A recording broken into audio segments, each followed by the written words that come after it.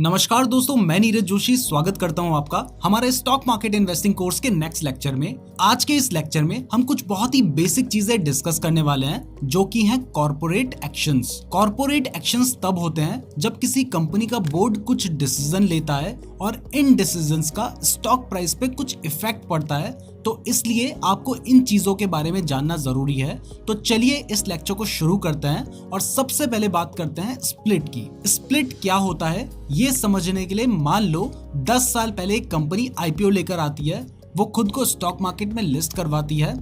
इस आईपीओ में शेयर की फेस वैल्यू 10 रुपए रखी जाती है और शेयर प्राइस 1000 रुपए रखी जाती है। अब जब शेयर स्टॉक मार्केट में लिस्ट होता है उसके बाद शेयर की प्राइस बढ़ने लगती है और ऐसे 10 साल बाद शेयर की प्राइस बढ़कर 10,000 रुपए हो जाती है। अब जब शेयर की प्राइस 10,000 रुपए हो जाती है तो इससे जो छोटे रिटेल इन्वेस्टर्स हैं जिनकी कैपिटल ही 5,000 रुपए है, वो इस शेयर को नहीं खरीद पाएंगे। यानी शेयर की प्राइस ज्यादा होने से लोगों के लिए वो शेयर अफोर्डेबल नहीं रहेगा, तो इससे कंपनी के शेयर की प्राइस में लिक्विडिटी कम हो जाएगी और वॉल्यूम भी कम होगा क्योंकि ज्यादा लोग बाय सेल नहीं कर पाएंगे। तो ऐसे में अगर कंपनी चाहती है कि वो अपने शेयर को अफोर्डेबल बनाए तो इसके लिए वो अपने शेयर को 10:1 के रेशियो में स्प्लिट कर सकती है, जिससे स्टॉक की फेस वैल्यू जो पहले 10 रुपए की थी वो घटकर 1 रुपए हो जाती है और ऐसे ही शेयर की प्राइस भी 10 गुना कम हो जाएगी, यानी वापस से 1000 रुपए हो जाएगी। अब ऐसे में जिन इन्वेस्टर्स के पास पहले 10,000 रुपए वाला एक शेयर था उनको 9 शेयर और मिल जाएंगे और ऐसे उनके पास टोटल 10 शेयर हो जाएंगे, लेकिन शेयर की प्राइस भी अब 1000 रुपए हो चुकी है। तो पहले उनके पास 10,000 वाला एक शेयर था और अब 1000 रुपए वाले 10 शेयर होंगे, यानी उनकी जो इन्वेस्टमेंट वैल्यू है वो सेम रहेगी। ऐसे ही अगर आपके पास स्प्लिट से पहले 10,000 रुपए वाले 5 शेयर थे तो आपकी इन्वेस्टमेंट 50,000 रुपए रही होगी। तो स्प्लिट के बाद आपके पास 1000 रुपए वाले 50 शेयर होंगे और इस केस में भी आपकी इन्वेस्टमेंट वैल्यू सेम रहेगी 50,000 रुपए। तो स्प्लिट होने से इन्वेस्टर्स को कोई फायदा या नुकसान नहीं होता है। इसको आप इस तरीके से भी समझ सकते हैं कि अगर आपके पास पहले 100 रुपए का एक नोट था और अब आपके पास 10 रुपए वाले 10 नोट हैं तो वैल्यू सेम ही रहेगी। अब देखो, आइडियली स्प्लिट से शेयर की प्राइस पर कोई इफेक्ट नहीं होना चाहिए, उसकी वैल्यू सिर्फ स्प्लिट के रेशियो के हिसाब से एडजस्ट हो जानी चाहिए। पर जब शेयर में स्प्लिट होता है तब क्योंकि वो शेयर इन्वेस्टर्स के लिए अफोर्डेबल हो जाता है, तो जो इन्वेस्टर्स पहले उस शेयर को खरीदना चाहते थे पर खरीद नहीं पा रहे थे वो उसे खरीदना शुरू कर देते हैं। इसके साथ ही स्प्लिट होने पर कई जो नए इन्वेस्टर्स होते हैं जिन्हें नॉलेज नहीं होती है उन्हें लगता है कि शेयर सस्ता मिल रहा है, जिसकी वजह से कुछ बिगनर्स भी उस स्टॉक में बाइंग करते हैं और उस वजह से स्टॉक की डिमांड थोड़ी सी बढ़ जाती है, जिसकी वजह से ऐसा प्रैक्टिकली देखा गया है कि स्प्लिट होने के बाद शेयर की प्राइस में शॉर्ट टर्म में एक जंप देखने को मिलता है। तो इस बात का ध्यान रखें कि स्प्लिट होने का मतलब है टुकड़े होना या टूटना। तो इससे शेयर सस्ता नहीं होता है, बस उसके टुकड़े कर दिए जाते हैं। अगर 2:1 में स्प्लिट होगा तो जिसके पास एक शेयर होगा उसके बाद 2 शेयर हो जाएंगे और प्राइस भी आधी हो जाएगी। और इन जनरल अगर बात करूं तो इससे मार्केट कैप में कोई फर्क नहीं पड़ेगा, सिर्फ नंबर ऑफ शेयर्स बढ़ जाएंगे और शेयर की प्राइस उसी रेशियो में घट जाएगी। तो अब आपको स्प्लिट तो समझ आ गया है, तो इसके बाद बोनस की बात करते हैं। इसके नाम से ऐसा लगता है जैसे कंपनी फ्री शेयर्स बोनस में दे रही है, लेकिन ऐसा नहीं है। इसे भी एक एग्जांपल से समझते हैं। मान लो एक कंपनी है जिसके 100 शेयर्स हैं और उसके शेयर की प्राइस भी 100 रुपए है। तो अब वो कंपनी अगर 4:1 का बोनस इशू करती है तो ऐसे में जिसके पास एक शेयर था उसे 3 शेयर और मिल जाएंगे, यानी जिसके पास पहले एक शेयर था उसके पास टोटल अब 4 शेयर्स हो जाएंगे, लेकिन इसमें भी शेयर की प्राइस 4 गुना कम हो जाएगी। तो ऐसे कंपनी के टोटल पहले जो 100 शेयर्स थे वो बढ़कर 400 शेयर्स तो हो जाएंगे, लेकिन शेयर की प्राइस भी 4 गुना घटकर 100 रुपए से 25 रुपए हो जाएगी। तो ऐसे में अगर बोनस इशू होने से पहले कंपनी की मार्केट कैप 10,000 रुपए थी तो अब भी वो 10,000 रुपए ही रहेगी। यानी बोनस में कुछ बोनस नहीं मिलता है और ये बिल्कुल स्प्लिट जैसा ही होता है। फर्क सिर्फ इतना है कि स्प्लिट में कंपनी की फेस वैल्यू कम कर दी जाती है, जबकि बोनस में फेस वैल्यू पर कोई इफेक्ट नहीं होता है। यहाँ पर मैं आपको क्लियर कर दूं कि कुछ नए इन्वेस्टर्स को लगता है कि स्प्लिट में शेयर की प्राइस कम होती है लेकिन बोनस में नहीं होती है, तो वो गलत है। दोनों में नंबर ऑफ शेयर्स बढ़ जाते हैं और शेयर की प्राइस कम होती है, बस स्प्लिट में फेस वैल्यू कम होती है, जबकि बोनस में फेस वैल्यू पर कोई फर्क नहीं पड़ता है। तो अब आपको बोनस भी समझ आ गया है, तो इसके बाद राइट्स इशू की बात कर लेते हैं। कंपनीज तब राइट्स इशू करती हैं जब वो उसके एग्जिस्टिंग शेयर होल्डर्स से एडिशनल कैपिटल रेज करना चाहती है। तो इसमें एग्जिस्टिंग शेयर होल्डर्स को कंपनी में एडिशनल शेयर्स खरीदने के राइट्स दिए जाते हैं। तो मान लेते हैं कि आप एक कंपनी में 10 शेयर्स ओन करते हैं जिसकी करंट शेयर प्राइस 100 रुपए है और आपने इन शेयर्स को 75 रुपीज में खरीदा है। अब कंपनी 3:1 का राइट्स इशू लाती है, यानी एक शेयर के पीछे आप 3 एडिशनल शेयर्स खरीद सकते हैं। अब आप कहेंगे वो तो मैं ऐसे भी खरीद सकता था, फिर इसके लिए राइट्स इशू करने वाली क्या बात हो गई। तो बात यह है कि ये जो राइट्स दिए जाते हैं ना, ये डिस्काउंट में दिए जाते हैं। तो इस केस में मान लेते हैं कि कंपनी 50% डिस्काउंट दे रही है और उसका इशू 50 रुपए की प्राइस में आया है, जबकि उसकी करंट प्राइस 100 रुपए चल रही है। तो अब इस इशू के साथ आप 3 चीजें कर सकते हैं। पहला, अगर आप इस इशू को 50 रुपए में सब्सक्राइब करते हैं तो ऐसे में आपके पास टोटल 40 शेयर्स हो जाएंगे। अब इस केस में आपको लॉस हो गया प्रॉफिट, एक बार वो भी देखते हैं। तो आपने पहले 75 रुपीज में 10 शेयर्स खरीदे थे, यानी आपकी इन्वेस्टमेंट 750 रुपीज की थी, और अब आप एडिशनल 30 शेयर्स 50 रुपीज में खरीद रहे हैं, यानी अब आप 1500 रुपीज इन्वेस्ट कर रहे हैं। तो इसके बाद आपकी जो टोटल इन्वेस्टमेंट होगी वो होगी 750 rupees plus 1500 rupees is equal to 2250 rupees. अब इस केस में आपको लग रहा होगा कि शेयर की प्राइस तो 100 रुपए चल रही है, ऐसे में तो मुझे बहुत अच्छा प्रॉफिट हो जाएगा, लेकिन ऐसा नहीं है, क्योंकि इस केस में भी राइट्स इशू होने के बाद शेयर की प्राइस 100 रुपए नहीं रहेगी, क्योंकि नंबर ऑफ शेयर्स बढ़ जाएंगे, जिससे कंपनी का ईपीएस यानी अर्निंग पर शेयर घट जाएगा, और अगर अर्निंग पर शेयर घटेगा तो पीई बढ़ेगा, और अगर पीई बढ़ेगा तो इन्वेस्टर्स को लगेगा कि शेयर महंगा मिल रहा है, जिसकी वजह से पहले तो उसकी सप्लाई बढ़ चुकी है, अब उसकी डिमांड भी घट जाएगी। तो ऐसे में उसके शेयर की प्राइस जनरली गिर जाती है। तो अगर मान लो राइट्स इशू के बाद स्टॉक 55 रुपीज पर ट्रेड कर रहा है, तो अब आपके पास 40 शेयर हैं, तो ऐसे में आपकी current value 55 multiply with 40 is equal to 2200 rupees होगी। यानी अगर आप राइट्स इशू सब्सक्राइब करते हैं तो इसके बाद आपको 50 रुपए का लॉस होगा। यहाँ पर मैं आपको क्लियर कर दूं कि कोई श्योरिटी नहीं है कि लॉस होगा या प्रॉफिट होगा, ये आपको इंडिविजुअल केस के हिसाब से देखना पड़ता है, बस मैं आपको अपने एक्सपीरियंस से बता रहा हूँ। अब फर्स्ट केस में तो आपने राइट्स इशू को सब्सक्राइब किया था, लेकिन अगर मान लो कि आप सब्सक्राइब नहीं करते हो तो इस केस में भी अगर प्राइस गिरकर 55 रुपीज पर आ जाती है तो आपको लॉस ही होगा, क्योंकि आपने 75 रुपीज पर बाय किया था। बट ये इंडिविजुअल केसेस के हिसाब से डिफरेंट होता है, तो इसे सिर्फ एक एग्जाम्पल की तरह ही लें। बट इस केस में आपके पास एक थर्ड ऑप्शन भी है शेयर को बेचने का। तो अगर कंपनी कभी राइट्स इशू करती है और आपको डर है कि उसके बाद शेयर की प्राइस गिर सकती है, तो फिर आप उसे सेल कर सकते हो। इसमें जो शेयर को बाय करेगा राइट्स उसको ट्रांसफर हो जाएंगे। वैसे जो राइट्स इशू है ना, ये थोड़े से प्रॉब्लमेटिक होते हैं, क्योंकि ये आपको इनडायरेक्टली फोर्स करते हैं कंपनी में एडिशनल स्टेक्स लेने के लिए। तो ऐसे में अगर आपके पास करेंटली पैसा नहीं है और जिस कंपनी में आप इन्वेस्टेड हैं वो आपकी फेवरेट कंपनी है, तो ऐसे में या तो आपको लॉस लेना पड़ेगा या फिर और स्टेक बाय करना होगा। आप चाहें तो पहले शेयर्स को सेल करके राइट्स इशू के बाद वापस खरीद भी सकते हैं, लेकिन इसमें भी टैक्स कॉम्प्लिकेशंस आ जाते हैं। तो अब आपको राइट्स इशू क्लियर हो गए हैं, तो नेक्स्ट आता है डिविडेंड।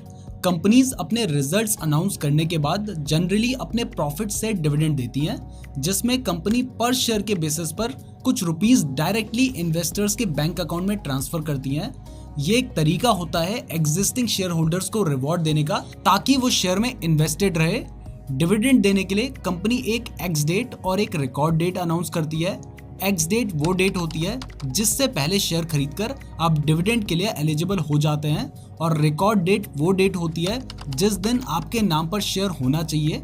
अब क्योंकि आप जिस दिन शेयर बाय करते हैं उसके एक दिन बाद ही शेयर आपके डीमैट अकाउंट में आता है, क्योंकि इंडिया में शेयर्स के सेटलमेंट के लिए T+1 डे की साइकिल का यूज किया जाता है। इसलिए अगर आप रिकॉर्ड डेट के दिन ही शेयर को बाय करेंगे तो उस दिन वो शेयर आपके नाम पर नहीं होगा। इसलिए कंपनी एक एक्स डेट अनाउंस करती है जिससे पहले शेयर खरीदकर आप डिविडेंड के लिए एलिजिबल हो सकते हैं। अब ये जो डिविडेंड है ना, इससे इन्वेस्टर्स को बेनिफिट तो होता है, लेकिन शेयर मार्केट में बड़े ही मिसलीडिंग तरीके से डिविडेंड अनाउंस किया जाता है। मान लो एक कंपनी है जिसकी फेस वैल्यू 1 रुपए है और शेयर प्राइस 1000 रुपए है, और डिविडेंड 10 रुपए का दे रही है, तो न्यूज में ये आएगा कि कंपनी 900% यानी 10 गुना का डिविडेंड दे रही है। बस वो ये नहीं बताते कि फेस वैल्यू पे डिविडेंड कैलकुलेट किया जा रहा है, ना कि शेयर प्राइस पर। लेकिन मैं आपको बता दूं कि डिविडेंड शेयर प्राइस पर नहीं, फेस वैल्यू पर दिया जाता है। इसलिए हमेशा डिविडेंड यील्ड को देखें, जिससे पता चलता है कि शेयर प्राइस पर कितना डिविडेंड मिल रहा है। अगर आप डिविडेंड यील्ड निकालना चाहते हैं तो वैसे तो ये डेटा आपको इजीली स्क्रीनर पर मिल जाता है, बट फिर भी मैं आपको बता दूं कि डिविडेंड यील्ड का फॉर्मूला है annual dividend per share divided by current share price multiply by 100। तो अगर फॉर्मूला के हिसाब से जो हमने आपको एग्जांपल दिया था उसका डिविडेंड यील्ड कैलकुलेट करें तो उसने 10 रुपए का डिविडेंड दिया है और शेयर प्राइस 1000 रुपए है, मल्टीप्लाई विद 100 करें तो ये 1% निकल कर आता है। यानी इस केस में आपको आपकी इन्वेस्टेड वैल्यू पर सिर्फ 1% का डिविडेंड मिल रहा है। अब जनरली जो डिविडेंड देने वाली कंपनीज होती है ना, इन्हें 2 कैटेगरीज में डिवाइड किया जा सकता है। एक है ग्रोथ कंपनीज और दूसरी है slow growth companies. Growth companies या तो कम डिविडेंड देती हैं या डिविडेंड देती ही नहीं है, ताकि वो ज्यादातर अपनी अर्निंग्स को अपने पास रिटेन कर सके ग्रोथ के लिए। ये कंपनी ज्यादातर 0 to 1% का ही डिविडेंड देती हैं। लेकिन जो स्लो ग्रोथ कंपनीज होती हैं उनके पास बहुत सारा फ्री कैश फ्लो होता है, तो वो डिविडेंड देकर अपने इन्वेस्टर्स को खुश रखती हैं। इनकी डिविडेंड की रेंज 3 से 10% तक हो सकती है। हाई ग्रोइंग कंपनीज में डीमार्ट और बजाज फाइनेंस जैसी कंपनीज आती हैं और हाई डिविडेंड में आईटीसी, इंडियन ऑयल और पावर ग्रिड जैसी कंपनीज आती हैं। इसके साथ ही जो गवर्नमेंट कंपनीज होती हैं वो ज्यादातर हाई डिविडेंड देती हैं, क्योंकि डिविडेंड गवर्नमेंट के लिए एक बहुत ही इंपॉर्टेंट सोर्स ऑफ इनकम होती है। वैसे दोस्तों यहाँ पर मैं आपको बता दूं कि डिविडेंड भले ही रिटेल इन्वेस्टर्स को बहुत पसंद होते हैं, लेकिन मार्केट में जो एक्सपर्ट्स हैं वो इन्हें अच्छा नहीं मानते हैं, क्योंकि डिविडेंड रिजर्व से दिया जाता है, तो इससे कंपनी की वैल्यूएशन कम हो जाती है। और ऐसा देखा गया है कि जब कंपनीज डिविडेंड देती हैं तो उसके बाद शेयर की प्राइस थोड़ा गिर जाती है। अब मैं आपको एक एग्जांपल से डिविडेंड की सच्चाई दिखाता हूं कि क्यों ज्यादा डिविडेंड अच्छा नहीं होता है। पहले एग्जांपल लेते हैं एक सरकारी कंपनी कोल इंडिया का। इसका डिविडेंड यील्ड 7.3% का रहा है, लेकिन पिछले 5 साल में इसके शेयर की प्राइस ने -4.5% के CAGR के रिटर्न्स दिए हैं। यानी अगर आप इसमें इन्वेस्ट करते तो आपको 3% का नेट गेन होता, जबकि इससे ज्यादा तो आप FD में इन्वेस्ट करके कमा सकते थे। तो अगर आप शेयर मार्केट में इन्वेस्ट कर रहे हैं तो मुझे लगता है कि आपको हमेशा ग्रोथ के लिए करना चाहिए, ना कि डिविडेंड के लिए। डिविडेंड एक एक्स्ट्रा पैसा है। अगर कोई अच्छी कंपनी आपको डिविडेंड दे रही है तो वो पैसा अगर आप वापस से शेयर में इन्वेस्ट कर देंगे तो ये ज्यादा बेटर होगा। इसके बाद नेक्स्ट आता है FPO या फर्दर पब्लिक ऑफरिंग। इससे ऑलरेडी जो लिस्टेड पब्लिक कंपनीज हैं वो मार्केट से एडिशनल कैपिटल रेज करती हैं। ये राइट्स इशू से अलग है, क्योंकि इसमें ना सिर्फ एग्जिस्टिंग शेयर होल्डर्स बल्कि पूरा मार्केट पार्टिसिपेट कर सकता है। अगर कंपनी बहुत ज्यादा कैपिटल रेज करना चाहती है तो हो सकता है कि वो पूरा पैसा उसे एग्जिस्टिंग शेयर होल्डर्स से ना मिले, जिसकी वजह से वो FPO लाती है। इसमें भी इशू को अट्रैक्टिव बनाने के लिए मार्केट प्राइस से थोड़ा डिस्काउंट दिया जाता है। राइट्स इशू और FPO में एक और डिफरेंस है, और वो ये है कि FPO में एडिशनल शेयर्स इशू नहीं होते हैं, इसलिए अर्निंग पर शेयर डाइल्यूट नहीं होता है। तो इसमें एग्जिस्टिंग शेयर होल्डर्स को पार्टिसिपेट नहीं करने से भी लॉस नहीं होता है, लेकिन इसमें थोड़ा बहुत डिस्काउंट दिया जाता है। और ऐसा देखा गया है कि FPO के बाद शेयर की प्राइस FPO में जो डिस्काउंट दिया गया था ना उसके बराबर आ जाती है, लेकिन वो परमानेंट लॉस नहीं है। थोड़े टाइम के बाद शेयर की प्राइस वापस रिकवर भी कर जाती है। और यहाँ पर मैं आपको क्लियर कर दूं कि इसमें प्रमोटर्स अपनी खुद की शेयर होल्डिंग को बेचकर एडिशनल कैपिटल रेज करते हैं। वैसे आपने सुना होगा कि इंडिया का जो सबसे बड़ा FPO था वो अडानी एंटरप्राइजेस का आने वाला था, लेकिन हिंडनबर्ग रिपोर्ट के बाद उसके शेयर की प्राइस में काफी गिरावट आई, जिससे उसकी मार्केट प्राइस इशू प्राइस से भी नीचे चली गई थी, जिस वजह से कंपनी ने एथिकल रीजंस की वजह से FPO को कॉल ऑफ किया था। अगर आप FPO और IPO में कंफ्यूज हो रहे हैं तो मैं आपको बता दूं कि FPO भी IPO की तरह ही होता है। बस IPO में कंपनी जब पहली बार अपने शेयर्स मार्केट में बेचकर स्टॉक एक्सचेंज में लिस्ट होना चाहती है तब वो IPO लाती है, जबकि FPO में जो कंपनीज ऑलरेडी लिस्टेड हैं उसमें उनके जो प्रमोटर्स हैं वो अपने शेयर्स बेचकर एडिशनल कैपिटल रेज करते हैं। इसके बाद दोस्तों नेक्स्ट आता है QIB प्लेसमेंट, यानी क्वालिफाइड इंस्टीट्यूशनल बायर्स प्लेसमेंट। ये एक ऐसा तरीका होता है जिससे कंपनी इंस्टीट्यूशनल बायर्स से कैपिटल रेज कर सकती है। तो ये ऑफरिंग जनरल पब्लिक के लिए ओपन नहीं होती है, ये सिर्फ इंस्टीट्यूशनल इन्वेस्टर्स के लिए ओपन होती है। इंस्टीट्यूशनल इन्वेस्टर्स में hedge fund, asset management company जिन्हें हम एएमसी भी कहते हैं, insurance company, VC funds etcetera होते हैं। इसके बाद आता है बायबैक। अगर कंपनी खुद अपने शेयर्स को इन्वेस्टर से बाय करती है तो उसे बायबैक कहा जाता है और ये जनरली एक प्रीमियम में किया जाता है, मतलब कंपनी मार्केट प्राइस से ज्यादा में शेयर्स बाय करती है और बायबैक तभी कर सकती है जब उसके पास बहुत सारा फ्री कैश फ्लो हो, क्योंकि इसमें कंपनी सेलर्स को पे करती है। अब दोस्तों, अगर कोई कंपनी बायबैक कर रही है ना, तो ये एग्जिस्टिंग शेयर होल्डर्स के लिए बहुत अच्छा होता है, क्योंकि एक तो बायबैक में कंपनी मार्केट प्राइस से प्रीमियम में यानी ज्यादा प्राइस देकर शेयर्स खरीदती है और इससे एग्जिस्टिंग शेयर होल्डर्स उसे ज्यादा दाम में बेच सकते हैं। और दूसरा, अगर आप नहीं भी बेचेंगे तो भी जनरली ऐसा देखा गया है कि बायबैक के बाद शेयर की प्राइस बढ़कर जिस प्राइस पर कंपनी ने बायबैक किया था उस प्राइस पर आ जाती है। मतलब अगर शेयर की प्राइस 100 रुपए चल रही है और कंपनी 120 रुपए पे बायबैक कर रही है, तो देखा गया है कि बायबैक के बाद शेयर की प्राइस बढ़कर 120 रुपए तक चली जाती है। इसके साथ ही बायबैक का एक और फायदा है कि अगर कोई कंपनी बायबैक कर रही है तो इससे हमें पता चलता है कि कंपनी अपने बिजनेस को लेकर बहुत ज्यादा कॉन्फिडेंट है, तभी वो अपने शेयर्स वापस मार्केट से खरीद रही है, क्योंकि हो सकता है कि उसे बहुत ज्यादा प्रॉफिट होने वाला है और इससे कंपनी की रेपुटेशन भी बढ़ती है। इसके बाद दोस्तों लास्ट में आता है डीलिस्टिंग। इसका नाम सुनकर ही आपको समझ आ गया होगा कि डीलिस्टिंग एक ऐसा कॉर्पोरेट एक्शन है जिसमें पब्लिकली ट्रेडेड कंपनी यानी ऐसी कंपनी जो स्टॉक एक्सचेंज में लिस्टेड है उसको एक्सचेंज से डीलिस्ट कराकर प्राइवेट बना दिया जाता है। इसके लिए कंपनी जो माइनॉरिटी शेयर होल्डर्स होते हैं, जो रिटेल इन्वेस्टर्स होते हैं और आप और हम जैसे इन्वेस्टर्स होते हैं, उनसे वापस शेयर्स खरीद लेती है। इसके लिए एक स्पेशल विंडो खोली जाती है जिसमें आप उस शेयर को वापस प्रमोटर्स को बेच सकते हैं। रिसेंटली जब इलॉन मस्क ने ट्विटर को एक्वायर किया था ना, तब उन्होंने भी ट्विटर के सारे शेयर्स को खरीद के न्यूयॉर्क स्टॉक एक्सचेंज से उसे डीलिस्ट करवा दिया था। तो दोस्तों, इस तरीके के काफी सारे कॉर्पोरेट एक्शंस होते हैं। तो आज के लेक्चर के लिए बस इतना ही। अब मिलते हैं नेक्स्ट लेक्चर में। तो गाइस, अगर आपको